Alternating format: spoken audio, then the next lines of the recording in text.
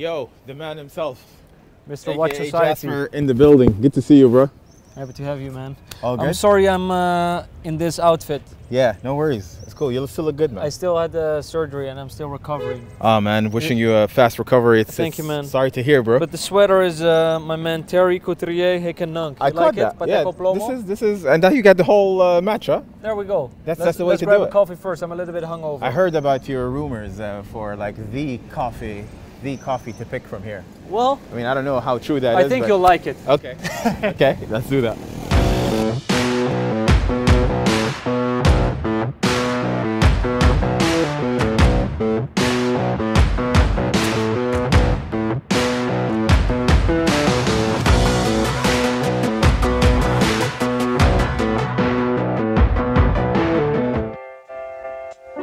Bro, I'm wearing a jacket this summer. It's unbelievable. Well, this is as warm as it gets. For us, this is called Dubai weather. This is Dubai weather? Yeah. Right now? Yeah.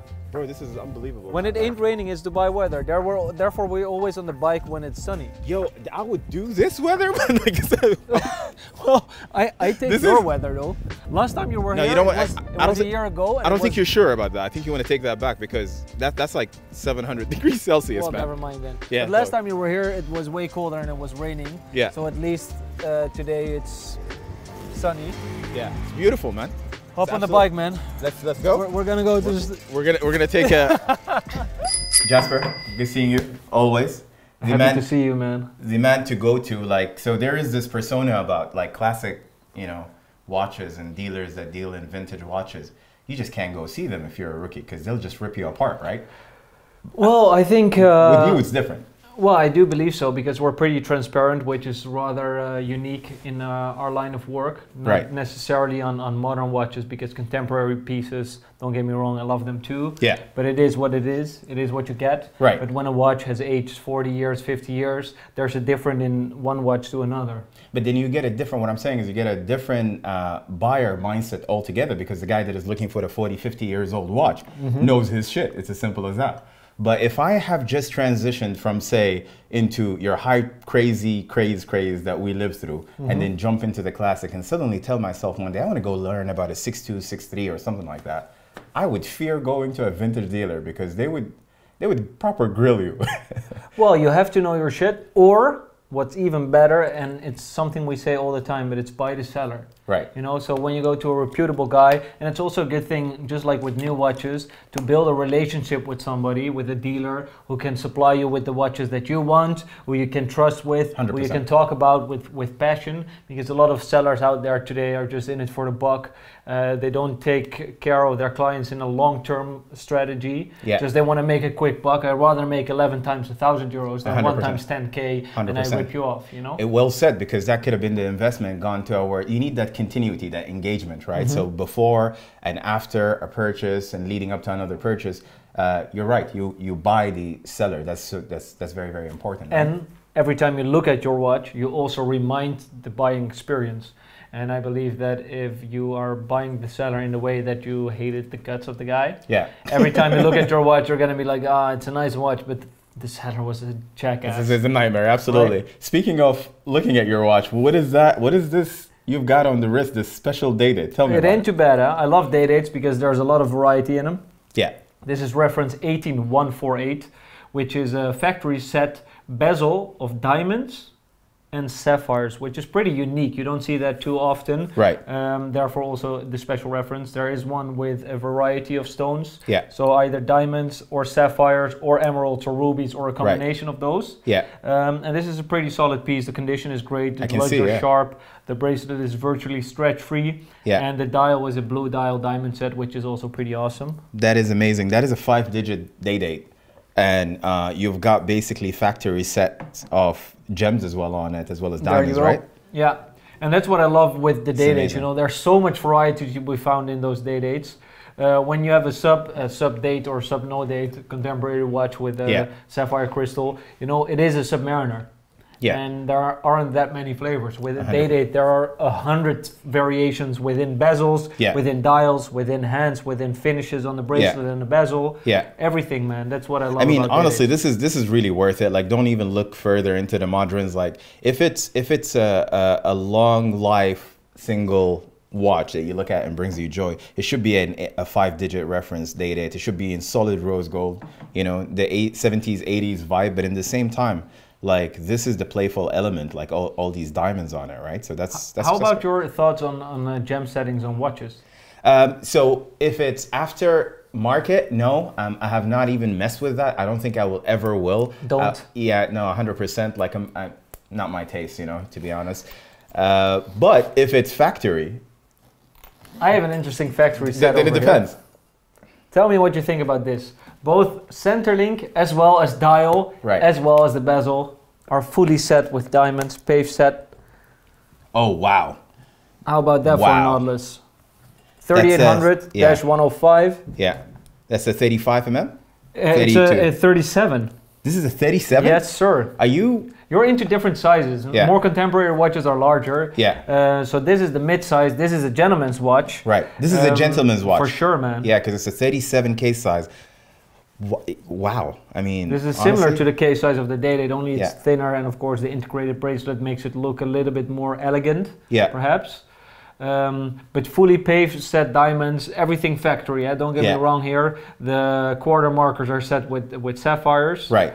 And it's a pretty cool piece. And I've sold this one before, a couple years ago. Then I really fucked up. Yeah. I sold it back then for like 33K. Wow. And this one is going now today at 135. Something like that. That's what I would have thought. But this is amazing. And out of a first glance, I would have genuinely thought it's a 35 mm. Maybe it sits on my wrist. Maybe my wrist is swelling today. I'm not really sure.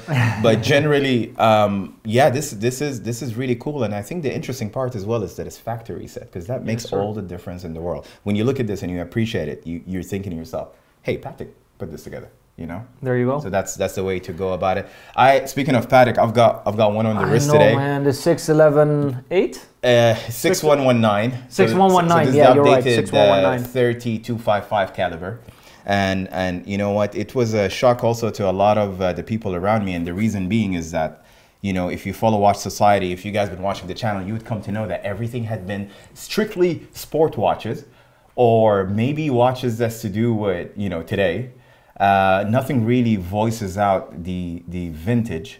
I feel like this ticks that box. It's the marry between vintage and modern. You know, the hobnail pattern as well on the Clos de Paris, the updated movement. I love the Clos de Paris bezels. They're so elegant. Yeah. And I think it's a staple for Patek too. The Calatrava should have this bezel. And let me give you the fresh perspective, because I'm not an expert, right? I'm not someone who sat on a ridiculous amount of classic watches. This is actually my first strictly no nonsense, time only classic watch, and I had to make sure it's a Trinity piece. So when I got the call for it, so basically the big news was that the green Nautilus came out and everything else was discontinued. But somewhere between those lines, this guy came out last year. So I immediately placed my name against it, and I said, you know what, why am I even ordering this watch? But when I looked at the case thinness, it's so subtle. It's beautiful, ain't it? And on a leather strap. How about just the finishing overall? I love the Calatrava cross on the crown. Yeah. If you loop that, you can truly see what's Patek in this watch. And if you set it against a Nautilus, of course, it's a hype watch. It's a watch that's high in demand. Yeah. But the difference in finishing on both the case as well as the dial, as the printing, as the movement, this is just a watch that is truly magnificent. I put myself in the Trinity, and I said, okay, if we're talking strictly classics, right? Would it be a traditional 38 mm from Vacheron, for example, black dial, blue dial, also with the seconds hands at 6 o'clock, or domed up, that's just 38, this is 39 and flatter, or would it be something like a Calatrava? The transitional pieces had closed case back, so you can't really appreciate the movement from 2016, I believe, or maybe even earlier than that. I didn't know. Yeah. Okay. So now they have opened the Calatrava, so this standardization had changed, right? So I said to myself, this would be it. This had been on the wrist since I got it. I've not worn a single watch. When did you get it? A couple months ago, right? No, a month ago. Like just shy of a month now. And dressing it up, dressing it down. I look at this watch and I start thinking, you know what? This is now really my segue into classic watches. And this is your first really like dress watch, classic piece. 100%. And so far you've been enjoying it, right? Yeah. So because it's just easy, man. It's super easy, and I like the fact that it doesn't get noticed. If you know Patek, then you know the hobnail pattern, obviously. So you would point it out. If you know, sure. Yeah, but then apart from that, it's just you feel like the hype is here, and you're like somewhere there watching it. But you do also have manual wound watches in your collection, besides from this one? No. Only automatic pieces. and then that's the other part. So when it said manual winding, I was like, am I gonna remember this every day? But then something about doing this, right, and bringing it close to your ears, and when you hear the teeth on this gear, man, they sound so fresh. I don't know if this is going to last the same way. I don't know if that's if it's properly maintained. But the thing is, it's actually very soothing, and it's a moment you have alone with your watch every morning or every couple of days. Yeah. A lot of people in the beginning are a little bit set back for the manual winding, the labor of it. Yeah. Let's say labor. I'm sorry. Okay. It's next door, so don't worry. No worries. It's in the shop. Okay, I thought it was a fire. I thought it was No, don't worry about it. But I actually love winding my watches. I have a beautiful example over here that I'd love to show you. Yeah. Which is also a Patek. Yeah. Manual wound watch. This is a 3970. Oh shit. Okay. So it is. You thought it was a 5004? It's something like that. Well, unfortunately, it isn't, because I don't have the funds for that in my private collection. I do, actually. I'm very rich. He's a baller, this guy. Like, I swear. Just kidding. No, I just love. I just love the 3970. Yeah. It's a manual wind watch too. You can see the movement. It's a Lemani Bausch.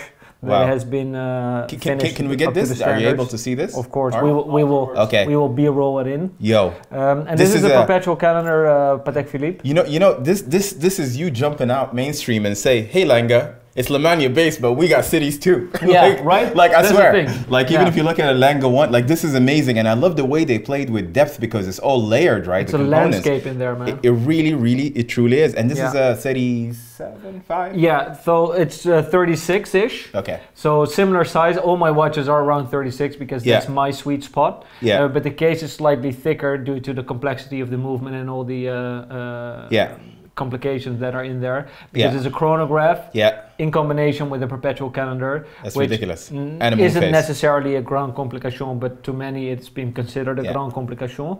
Yeah. But it's a pretty cool watch, and it's very easy to wear. Yeah. Mainly due to the size, of course, and compared to the predecessor before, you had 2499 and 1518. Those watches are pretty similar in design. Yeah. Yet they demand a crazy premium. It's like 10 times the price of this watch. This is a 100K watch. So this branches out from the family of the 5960s, obviously, right? Because that was what would have been considered Patek Philippe's first annual calendar. Correct. Yeah. But here there is a twist, because you get a moon phase as well on this one, right? So and a perpetual calendar. And a perpetual, so it doesn't even get more complex than that. But you know what? And I like the 5960. Yeah. But white dial, black dial, or platinum. To be honest, I like any of them. Okay. But I would not wear them due to the size of the case, slightly too big. And I love the on the 5960. What I do like is the varieties they have in the dial, which is harder to find in a 3970, for example. Right. 9 out of 10 are just this plain white dial. Right. So there are less variants. There are very rare examples with different numerals or different dials. But the 5960 is a watch that is, for me, a little bit harder to wear. Harder to wear due to the size. Due to the size. Okay, so for me, to be honest with you, like, I look at this and I appreciate the pushers, I appreciate the complication, I appreciate this is pre-Patek fully in-house assembly. But then I look at it from the perspective that if I were, this is like the vintage watch collector connoisseur watch. Yeah, I feel right. For me, I would have to have something next to it to appreciate this fully, because obviously with something like that, you know, you're not talking about, like, if I look at this on your wrist, I'll be thinking, what else do you have at home, you know, because it just can't be a load type of thing, you know, like, that's this like against science, and you don't want to be the guy against science, like that's not it. But then, but yeah, this is amazing, man. And the leather strap, the green leather strap, is originally what it came in, because those were the funky days back, you know, where they had. Well, you could order it probably, but this is a bracelet that is made by Camille Fournet, who actually produces bracelets for Patek. Yeah. But I like the lining to be also from croc strap, so you have both croc on the outside as well on the inside. That's very nice. And dark green is my favorite color. So, and I keep saying the king of vintage watches, like, this guy can dig it back all the way to where, you know, they built the stones, man. Like, I swear to God, I don't know how you do it. What is it? Oh, well, my God. Okay. I'm done. I want to show you just this one. I can't. we were talking about high pieces. Yeah. And of course, it's 50th anniversary of the Royal Oak. I'll take this one for out, so that's for sure. Like, we're not talking about the original. The original 5402. No. So this is the first example with the AP down. AP down was only on A, B, and the first part of the C series, so only the early examples. But this watch is even crazier. Why? Because it's called a intermediate series. So this series is between the A and the B series, and it doesn't have a serial. So that's like 10 pieces that came without a serial, and this is one of those 10. I'm not even listening right now because, like, I swear, I don't know if I can do this video. I'm just right now. It's pretty cool, huh? I'm going through the. I'm trying to accept this. Yo, and the dial's tropical, which is pretty nice too. I feel like Genta himself just handed me the watch. I swear to God, that's what I feel like. Yo, this is the original. I mean, look at the patina on the dial as well. I know. Like, am I seeing this right, or is that just a reflection? No, this is the tropical dial. So the small tapisserie tends to change over time, the color. Also, in combination, the lacquer reacts to the slightly radioactive tritium. Wow. So therefore, it turns brownish. Wow. Did you know that this is the first? I mean, you know that. I don't know why I was talking to your camera guy for a second, but tell the camera guy. He knows jack shit about watches. But like, okay, I don't want to, you know what I mean? Because I panic and then I have to mortgage my kidneys, and, you know. But honestly, this is amazing. This is the one that started it all, right? So we speak of the segment that's to do with luxury sport watches. This was it right here. This is the reference. I mean, I can't believe someone kept it in this pristine condition to this date. Exactly, it's pretty sharp still. Yeah. And as you said, it's one of the most important historical pieces regarding sports watches combined with luxury style. I mean, I don't know, like, what's the price for something like that? 200K-ish, 210, 220K. We're talking about like. But that is pre-auction, so the auction is going to hit in a couple months. Right. 50th anniversary of the Royal Oak, both Philips as well as Sotheby's are doing an auction. Yeah. And I guess after that, the prices are going to be even crazier. This is like, I mean, I don't know. Wow. That's, I don't even know what to say. Like, just don't sell it. Keep it. Like, seriously, don't sell it. This is your own watch collection, right? Yeah, it is. But it tends to vary a lot. That's the thing. Switching. Yeah, I have a couple watches that are really my own. For example, I'm going to show you. It's a pretty regular watch, but I like to show you because it's mine. Okay. This is a Rolex Explorer 1016. Okay. With a cool matte dial. No, matte dial, so slightly later. Okay. It's nice, but this is in my private collection. It will always stay there. Yeah. Because it was taken from me at gunpoint, and I got it back. So now this feels really like this is my watch. Wow. Because I had to take a lot of hassle to get it back and stuff like that. Whoa. So glad you're safe and you got your watch back, man. Don't worry about me, man. Don't worry about me. Yeah. But that's the thing, you know. So when I have a personal attachment, a story to the watch, it's really emotional. Then I keep the watches. I don't have that with this piece. I do enjoy that at the moment. Yeah. But with this watch, I don't give a fuck what the price is. You know, if you offer me 10 times the market price, I'm gonna tell you it's my watch. So I put this on the wrist right now, and size is not even the factor anymore. You know, it's not. It's the dial, it's the numerals. It's the print of the numerals actually, because they're not placed, they're printed. Yeah. Right. So it's tritium applied to the dial. Yeah. Which is pretty. This is insane. Common for the period of Rolex and sports models. So back then they didn't have yet the applied numerals or applied markers. Our markers, yeah. And I like the leather you've put on it. It's like okay. So it's our own. Segue here. It's our own strap. You know where to buy Amsterdam vintage watches? Link in the description. Well, actually, we don't sell those. We don't sell straps, man. Right. We just give them out to clients and stuff. Bro, that's but they're very subtle. They're very subtle, so it's nice to wear. Wow. That's like, forget your Beamer, I'll just give you a free one. That's amazing. This is beautiful. Do you ever wear any of your Rolex watches on leather or never? So I had tried to switch up the leather on my 116500 LN Panda Dial Daytona, and then I realized that there is something here horribly wrong. And this is the time where I said, okay, I'm pro-choice, because you're not supposed to put that on a leather strap. It should be. I should have been anti-consequences and got something like, you know, put it on maybe an older reference, a 509 something of some sort. Yeah. Then that would probably make more sense. I have leather that came with the 4500V Vacheron. I've got Oh, sick ass Vacheron actually. It's a 4500V. I saw it on your Instagram account. Yeah, it's a yellow gold. Yeah, so that came with a leather strap. But then again, there you're talking about flash in your face. That is Trinity. That is, of course, you know, the peak of quality.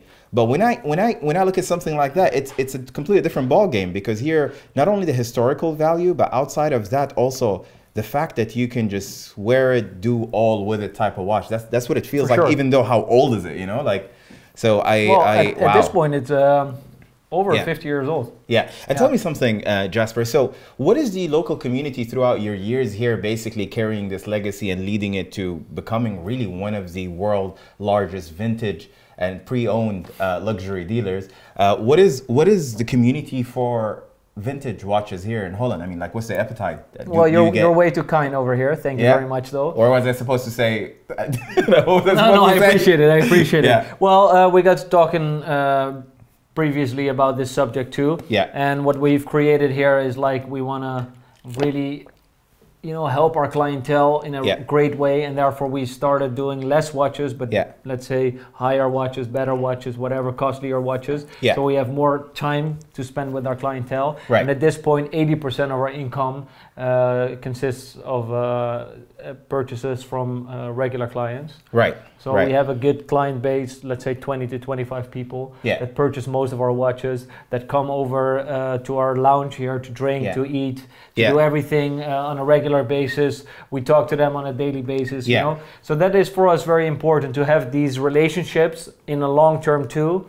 And it's beneficial for both parties. It's like you said earlier, you buy the seller, but I think the continuity aspect there is that you're in a business where you're only dealing with hardcore watch connoisseurs that appreciate the historical value. So you need to introduce that incremental value to them even after purchasing a watch, because guess what? He's going to be your customer selling it or buying something else from you. Exactly. So that is okay. I hear you, and this is how you warm basically the local ecosystem as well, to learn about vintage watches. Yeah, and of course local. The thing is, with Instagram, it's so easy to branch out internationally. So I think even half of our income is from outside of the Netherlands. Right. At least half of our income. Right. And then also a lot of people, Dutch people living abroad, that purchase a lot of our watches. So. Yeah, that's really cool. I am very curious to see what else you got in the box. I've peeked, I saw a Daytona. I'm not sure if I got the right one there, but that's not a 6239 or... No, actually, I do have that too. Okay. But I picked this one up. Probably you're not that big into football, right? No. Because you're from Dubai, and I mean, they're like pretty shit people over like there football, but in football. Yeah, but I. But this watch is from one of the most important soccer players from the Italian history. It's from Roberto Baggio. Oh wow! And it's his personal Daytona. Now, first of all, a Daytona is one of the most important watches in history of Italy. They are the ones that made the Paul Newman Daytonas, etc. Made that a fashion, made that hot, made that demanded because of the Italians. And that is the Zenith Daytona, so 16520 from the early 90s, owned by this football player. And that's what I wanted to discuss about, because of course you're into more modern watches, where you have the box and the papers. On vintage watches, that's not that much of importance. Sure. But what is of importance of a watch like this is its provenance. And that is that you can prove this watch was actually owned by Roberto Baggio. Right. And we have, besides all the pictures of him wearing it with this specific configuration, we have a signed letter confirming that this is Roberto Baggio's piece. Wow. So that is for me very cool. So you have the history in the watch, the history in the model, but also the history from the first and previous owner, which is also pretty cool. And that all captured into one Rolex Daytona. That is amazing. So we're talking here Zenith Movement. Yes. I thought initially it was going to be a Patrizzi dial. Unfortunately, I have a Patrizzi too, but this is a regular dial. No, but the provenance, as you said, is what adds to that value as well. This is amazing. And today this is available at Amsterdam Vintage Watches, right? So someone can come and buy this watch. Yes, sir. There's a premium though on the provenance. Yeah. So regular price for a watch like this in current market is like 40K. 38-ish. This is almost double. Yeah, no, of course, and it makes a lot of sense why as well. This is amazing. This is really beautiful. It's a pretty cool piece to tell people about, you know. And now I want to know your opinion on a specific watch that I have here. Okay. I'm very curious to hear what you think of this. Yeah. Because of course we talked about 2020. Of course we talked about the Holy Trinity and everything. Right. But I have a Audemars Piguet here that is very, very uncommon. Okay. And I'm curious to hear your thoughts because a lot of people don't like this model specifically for its design. Yeah. You just go ahead. I've never in my entire life seen this before. This is a Perpetual Calendar. Yes, sir. Perpetual Calendar and world time. So it consists of more time zones. Yeah. This is AP. Yeah, it's AP. It's made of platinum. It's a very cool case in my opinion, but what I really fucking love are the numerals. Yeah, no, of course. At 10, 2, 4, and 8. So weird. And the way the font, everything, it's just very odd. It's like a hybrid between Frank Mueller, Vacheron, and AP. Exactly. All in one, you know, so... you can be honest. If you dislike it, you can tell me you dislike it. You know what? So those circular case. So I'm picking up I'm understanding now that trends are cyclical, right? In the sense that a couple of days ago I was just walking down in Hofstraat, I think you call it, in Amsterdam, and I've seen the Langes. I was telling you about them, and they're circular cases, and they're domed up, and you know they're heavy. They feel like they're in your wrist. Yeah. But and I'm like, that must have come from somewhere. And I see now the resemblance of the case itself, except that this, of course, is in platinum, and it's got 3 different complications on it. Honestly, I would never guess, not even from this up close, that it's an AP at all. Okay, and if you didn't tell me, let me tell you this. I would not know. We're talking about a world time function, a perpetual calendar, platinum case from Audemars Piguet. Take those 4 factors into account. What would you guess the price tag would be? From what year is this? Regardless of the year. If somebody would mention those 4 things, I would think over 300,000 euros. Right. Immediately. So if you would like, buy I don't care today, if it's an offshore. There it you go. Be that much. The price of a watch like this is 40,000 euros. Wow. Wow. So that's what it is, you know, compared to the hype of, for example, Steel 5711, which is used an awfully lot for a hype watch. Yeah. As an example. But that watch goes for 200,000 euros, which is, you can buy 10 of those, okay, 5 of those. No, this is epic. But that's crazy, right? It really is. And I'm just trying to think about, you know, because this is a specific taste, right? That's true. So, like, I'm trying to think about... acquired taste. Yeah, and a very, very acquired taste where you want your 2s opposite to your 8s, you know? I'm just kidding.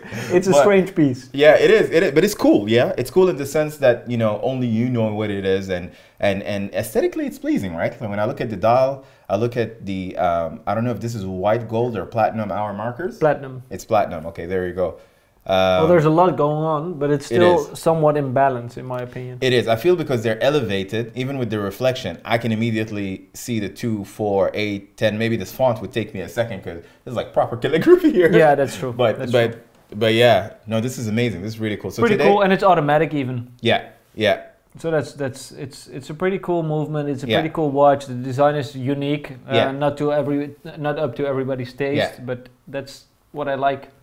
That's amazing. This is really cool. And you know what? Platinum, I feel like platinum is going to go back again to where people appreciate classic watches and platinum. I'm seeing this. From materials, what has your preference? So it used to be steel for the longest time up until I realized the contrast of rose gold is the one for me. So yeah, but also on your skin it's nicer because I'm a little bit pinkish. I just said it in a way without mentioning my skin, but then you had to... Well, I'm jealous because on my pink skin, it looks stupid. Not stupid, but it looks hard to pull off. You're just saying my skin color is sexier. Well, in some cases it might be. In a pink gold case it might be. I'll accept that. But I'll take platinum then. No, but honestly, I'll tell you what. Like for me, Audemars Piguet did this very well. I'll tell you why. Because if you look at something like a 192, or not a 192, it's actually 132.013.1 Lange 1, in platinum case. You'll see that they've applied the rule of the third there. But what's happening is that, you know, the case is plain. True. Because the end of the season, the hour markers, everything is so small. Yeah, it's loomed, so that's playful. I can see it at night. But then at the end, there's a lot of real estate, right? Yeah. On a platinum case. So I feel like if the case is not going to shout like rose gold, right? then this is when you're permitted to keep it as plain as possible. But if you're going to go for, say, a white material, like whether it be platinum or white gold, you want a little bit of busier dial, because I guess that's the balance for it. I don't know why I see it that way. No, for sure. I feel you. Yeah. And also there's a variety in case finishing, because you have the bezel that is high polished, and the rest is sandblasted. Yeah, absolutely. Exactly. So it gives a little bit more depth to the case. Yeah, 100%. No, it feels special in this presentation, in this form factor with the polished cases as well, the edges around the cases, that somehow lights up the ring on top of the case as well. So exactly. So that makes a lot of sense. I like it. It's a really cool watch. It's a very dope watch, actually. Yeah. Happy to hear, man. So can you remind me again, what's the reference? Reference of this watch is, I need to fucking look. Yeah. That is a disgrace. You can take this part out later. Yeah. So, the reference of this watch? The reference is, I don't fucking know. 919 PT. PT, it will go. People will just be like, yeah, okay. Sure. That was the PT. How do you know? I saw it on Jasper's video. No, it's a dope watch, and it's something else besides your regular bread and butter APs with the Rolex, etc. And then it's just amazing to think at that point in time, I don't know if this is how originally it came, that Audemars Piguet had thought about a strap that they can mount to an AP clasp. Because at that time, this was innovation, clasp innovation. This was, you know what, let me get the logo in there as well too, as opposed to a pin and buckle. So I guess in its time, until date, somehow this level of details, this combination still lives through. I still think it's relevant today. Yeah. And that's amazing, you know, to be able to see through all of that. Tell me one thing, Reda. What watch are you eyeing right now to purchase in the near future? Like from across the board, everything? Any brand, any material, any price range. Okay. What's going to be your next purchase? I am genuinely contemplating a Lango 1 moon phase. My alternative to that would be a 5212 weekly calendar from Patek Philippe. Yeah. These are the two that I feel like if I can get. But the 5212 is pretty hard to get, right? It's right now it's more difficult. Yeah, it's more difficult. Like, so the idea is that when they came out, you know, it was like, all right, okay, we'll think about it. You know, it's not like asking for a Nautilus, but right now it's a mountain to climb, and those ADs are, I mean, bless them, of course, they're in the business of supply chain, but at the same time, they're over there butchering our legs and knees for, you know, what is thought of to be a little bit much more accessible watch. So I have woke up to the classics via this guy, and then I said, if I want to stick to this... But the 5212 is also quite classic. It is. Although it is a little bit... it has a function. Yeah. It has the weekly calendar. Exactly. It's a little bit more... And then the font. The font is it's crazy. It's the fun part, right? Of course, it's like, super quirky. So I like that because I'm not so used to be. If you would have asked me this question last year, I would have said, yeah, you know, I'll get a steel Daytona and maybe like something else that is also a sport model. But in this mindset, in those two brackets that say, I want to rock a super classic one and a less classic, more fun one, but also in the leather straps or the combination. So for me, it would be pointless to get the Lango 1 without the moon phase. Hence this. Yeah. It make a lot of sense to go into a 5212, for example. I'd go for it. I love them. I love them. No shot of a doubt. They had quite some backlash in the beginning because of the font and the dial design and everything. Yeah. But I genuinely, straight away after the release, it got my attention. 100%. And it's my favorite pick for, I think it was released 2020 or 2019. Till 2000 and it came out in 2019, man. Yeah. 2019. So it was my favorite from that year as a release. Yeah. I actually really liked it. And my second one would be a Perpetual Calendar ultra thin from Vacheron. So white gold skeleton or blue dial skeleton, something like that if I want to go that extra peak. But generally it's the 5212 that I would want to add right next to this guy, because I feel like these are the watches that kind of kick you, nudge you a little bit, say, hey, let's mature a little bit, you know, like there is better stuff out there. Cool. I mean, Patek Philippe here said nothing but time. Yeah. Like there is nothing you can do with it. So like literally every time you pick this watch and look at it, you're just looking at the time. That's what you're doing, you know. But that's the beauty of the simplicity. That's the thing, right? Simplicity is rich, but then you flip it to the back and then you go like, all right, okay, I don't even know what I'm looking at, but I know I'm looking at something special. It's as beautiful from the inside as it is from the outside. And so are you. Thank you so much. I'm just like, this is the part where I blush. Thank you so much for doing this video with me. Thank you. Of course, you're ever so welcome in both our lounge, where we have the hotel room, which he declined to stay in. Yeah. I don't know why you're afraid of Amsterdam. I was going to say right now, are you kicking me out? There's a video done. No, please. Camera guy? Done. Cut. No, thank you very much. Seriously. I feel like this cut part should be like the end of the video. You know? Like cut. But then I can't say that your guys have to follow me and my guys have to follow you. Please check out Amsterdam Vintage Watches, and there's a second channel for Jasper, which is KOV, the KOV channel. That's for the English people. Exactly. So you have to check that out too. And of course, Watch Society is the name. Reda is a guy that can tell you all about the current market, his taste, his emotions behind the watches. I love those videos, man. Thank you it's so much. It's so genuine because he actually takes you along his journey. That I really love. It's not that much set up, you know. It comes off as real genuine. Just be easy, let it roll off the tongue. That's the idea, you know. So I'm vocal about my learnings, I'm vocal about my mistakes, but I absolutely appreciate the quality, the knowledge share that you have in your channel, walking us through the vintages, the what's historical and what's amazing. This is something we need in the community, so thank you so much, Jasper, for making it happen again, brother. Thank you, my man. Looking forward to do more content. The coffee was great. Next time in Dubai. Yeah, because like a year ago you were here and we said next video is going to be in Dubai. I'll set you up in a hotel there too. Thank you. Yeah, 100%. And you got to tell me when can I get one of, I mean, I don't know where you did this. But one of those camera guys or no, I mean the frame. You like it? Yeah, man. That's.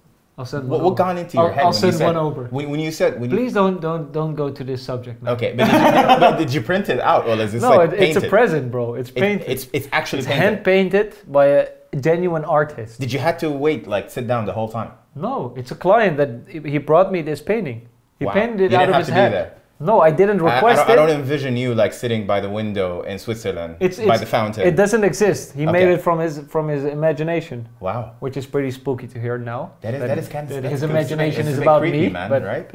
Like I mean, look at the details too, man. Wow. Let's stay to watches. Yeah, let's stay into watches. Cheers, guys. Thank you for watching. Take care. Thank you.